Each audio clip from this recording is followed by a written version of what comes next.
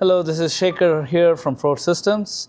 I'd like to introduce you to an industrial camera built by Crevice.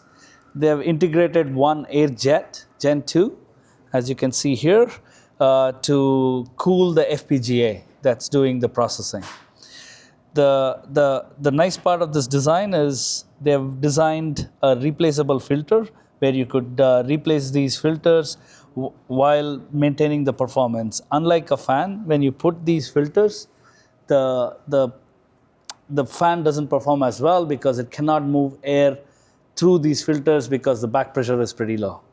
But given that our AirJet Gen2 has very high back pressure, we are able to pull air even through a dust-proof and a water-resistant filter. And hence, in these industrial applications, this is a critical aspect. One other critical aspect is for you to maintain or cool these kind of device, you would end up using a passive heatsink. The reason being, you cannot have any vibration transferred to the camera body. So the AirJet pack is vibration. The AirJet Gen2s are vibration free.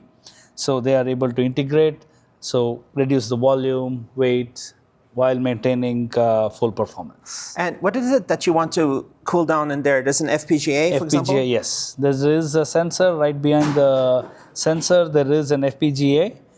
So you cool both of them down? Both the sensor the heat sinks touches both. The sensor, the way that it is designed is the sensor has to be maintained at a temperature. So that it has its own heatsink that connects to the AirJet, and that's how we are able to maintain the temperature.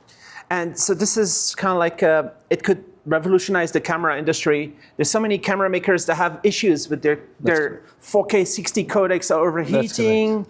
This could potentially... This will change the entire camera of this thing. And how often do you think the filter might be changed? Just once a year or something? It depends on the environment that you're in, but yes, definitely it would be like a... An easily user replaceable. It's a replaceable. It's more like your HVAC system that you replace filters in your house. When you buy the camera, there might be a few extra filters in the box that you can change. You just need to not forget where you put them once you need to change them. Cool.